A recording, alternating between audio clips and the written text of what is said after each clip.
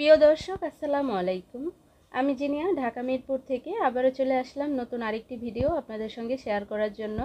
কাছে এবং দূরে, দেশ বা বিদেশ, যে যেখান থেকে আমার এই ভিডিওটি দেখছেন, আশা করছি সবাই অনেক ভালো আছেন। বরাবরের মতো একদমই সহজ আর সুস্বাদু একটি রেসিপি আপনাদের সঙ্গে শেয়ার করছি। আজকে আমি ঘরোয়া মশলায় কাচ্চি বিরিয়ানির রেসিপি আপনাদের সঙ্গে শেয়ার করব। তো চলুন কথা না বাড়িয়ে মূল রেসিপিটা দেখে নিব। তো এর জন্য আমাদের মশলাটা তৈরি করে নিতে হবে। এখানে শাহি জিরা 1 চা চামচ, জিরা 1 চা চামচ, এখানে সাদা আর কালো গোলমরিচ 1 চা চামচ, জয়ফল অর্ধেক নিয়েছি, এখানে 1 চা চামচ পরিমাণে সাদা এলাচ, লং হাফ চা চামচ, আর পোস্তদানা নিয়েছি 2 চা চামচ পরিমাণে।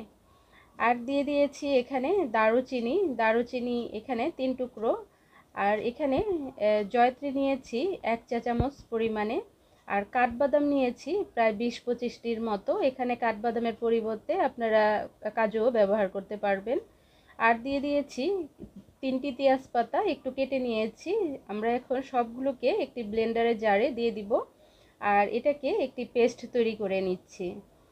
তো একটু পানি দিয়ে নিয়েছি পেস্টটা তৈরি করে নেওয়ার জন্য। এই যে এরকম, তো আমার পেস্টটা এরকম হয়েছে। এখন এই সবটা পেস্টই আমাদের বিরিয়ানিতে লাগবে।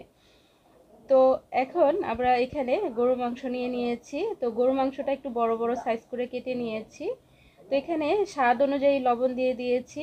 আর আদা আর রসুনের পেস্ট আমি এখানে 2 টেবিল চামচ পরিমাণে দিয়ে দিয়েছি উঁচু উঁচু করে। আর দিয়ে দিচ্ছি এখানে আমরা যে মশলাটা তৈরি করে নিলাম, সেই মশলাটা এখানে পুরাটাই আমি ব্যবহার করে নিচ্ছি। আর এখানে দিয়ে দিচ্ছি সয়া সস এখানে 1 টেবিল চামচের মতো। আর দিয়ে দিচ্ছি লাল মরিচের গুঁড়া, এখানে উঁচু করে 1 চা চামচ পরিমাণে ব্যবহার করছি। ঝালটা আরও বাড়িয়ে খেতে চাইলে আর একটু দিয়ে নেবেন। তো এখানে দিয়ে দিচ্ছি টক দই। তো আমি এখানে হাফ কাপের একটু বেশি হবে টক দই ব্যবহার করছি। আর দিয়ে দিচ্ছি পেঁয়াজের ব্রেস্তা। তো বিরিয়ানিটা যখন তৈরি করছি তখন বিদ্যুৎ চলে গিয়েছিল, এর জন্য একটু অন্ধকার, তো দুঃখিত যারা বুঝতে না পারছেন। তো এখানে আমি তেল দিয়ে দিলাম। এখানে যে আমরা পেঁয়াজটা ভেজে নিয়েছি, পেঁয়াজের ব্রেস্তার যে তেলটা, সেই তেলটা পুরাটাই এখানে ব্যবহার করেছি। তো আমরা তো সবাই পেঁয়াজের ব্রেস্তাটা করতে জানি, এর জন্য আর ওইটা দেখাইনি, ভিডিওটা বড় হয়ে যাবে, আর বিদ্যুৎও ছিল না এর জন্য। তো এখন হাত দিয়ে খুব ভালো করে এটাকে মেখে নিতে হবে, মানে এমনভাবে মাখতে হবে যাতে করে এটার থেকে রান্নার আগেই একটা সুন্দর সুঘ্রাণ বের হয়ে যায়। তো এটাকে আমি ম্যারিনেট করে রাখবো 3 থেকে 4 ঘন্টার জন্য। আর দেখে নিশ্চয়ই বুঝতেই পারছেন আমি বড় বড় সাইজের করে কিভাবে কেটে নিয়েছি। তো এই যে এরকম বড় বড় পিস করে কেটে নিয়েছি। আর কাচ্চিটা রান্না করতে হলে অবশ্যই বড় বড় পিস করে কাটবেন, এতে করে বিরিয়ানির টেস্টটা অনেক ভালো আসে। তো আমি এইটা সাইডে রেখে এখন আমরা এখানে বাসমতি চাল নিয়েছি।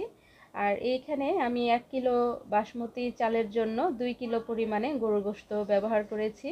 তো চালটাকে আমি 1 ঘন্টা ভিজিয়ে রেখেছি। আর এদিকে আমরা চুলায় পানি বসিয়ে দিয়েছি চালটা কুক করে নেওয়ার জন্য।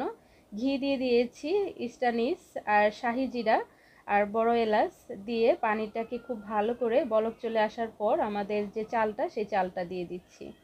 এখন এখানে লেবুর রস আমি ব্যবহার করছি। আর আমি যে ঘিটা ব্যবহার করেছি তার পরিবর্তে কিন্তু আপনারা তেলটাও ব্যবহার করতে পারবেন।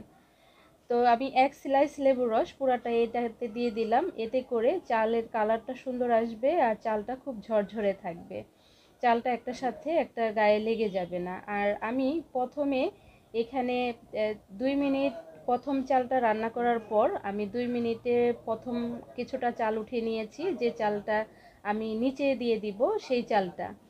আর এদিকে আমরা একটা পাতিলে কিছুটা ঘি দিয়ে গরু মাংসটা সেট করে নিয়েছি, তার উপর ব্রেস্তা দিয়ে দিলাম ছিটিয়ে, তারপর কিছুটা কাজু, পেস্তা বাদাম আর হচ্ছে কিশমিশ, আলু বোখারা, এখন দিয়ে দিচ্ছি কাঁচামরিচ। এগুলি সব আমি দিয়ে এখানে আমি প্রথম যে 2 মিনিটের যে চালটা নিয়েছিলাম সেই চালটা এখানে দিয়ে দিচ্ছি। এটা মানে 50% হবে আর 50% হবে না, এমন অবস্থায় প্রথম লেয়ারের চালটা দিয়ে দিতে হবে। তো এখানে আমি কিছুটা আলু দিয়ে দিলাম, আলুগুলো জর্দা রং আর ঘি দিয়ে ভেজে নিয়েছি।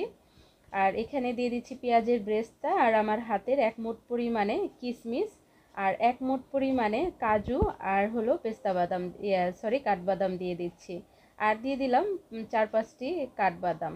তো পরের লেয়ারে যেটা আমি দিয়ে দিলাম, এই চালটা আমার প্রায় 70% কুক হয়েছে, 4 মিনিট। তারপর আমি এই চালটা উঠিয়ে নিয়েছি।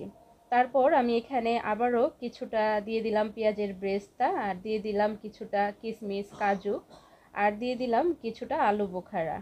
তো যে যেরকম মানে কিশমিশ, বাদাম, আলু বোখারা খেতে পছন্দ করেন সেই অনুযায়ী বাড়িয়ে কমিয়ে দিয়ে দিবেন। কিন্তু আমার কিন্তু কাচ্চিতে একটু বাদাম কিশমিশ বেশি হলে, আলু বোখারাটা বেশি হলে ভালো লাগে, তাই আমি একটু বেশি করে দিয়ে দিয়েছি, 3টা লেয়ার করেছি। তো এখানে আমি কিছুটা ফুড কালার ইউজ করেছি, অরেঞ্জ কালার, গ্রিন কালার। আর এখানে আমি 1 কাপ দুধ, এটার ভিতরে আমি ঘি দিয়ে দিয়েছিলাম 3-4 টেবিল চামচ পরিমাণে, তারপর মিশিয়ে রেখেছিলাম, সেটাও দিয়ে দিলাম। আর এখানে কেওড়া জল আর গোলাপ জল ব্যবহার করছি, আর উপরের লেয়ারটাতে আমি এখানে ঘি ব্যবহার করছি। তো এখানে আমি প্রায় 5 টেবিল চামচের মতো ঘি উপরটায় দিয়ে দিলাম।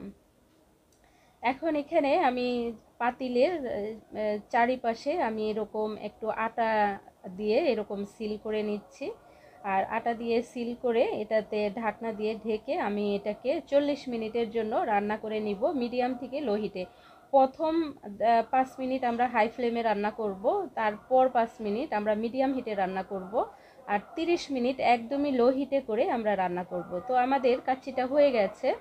এখন আমি ঢাকনাটা খুলে আপনাদেরকে দেখাচ্ছি। এই যে দেখেন কতটা সুন্দরভাবে আমার কাচ্চিটা একদমই পারফেক্টভাবে ঝরঝরে হয়ে গেছে।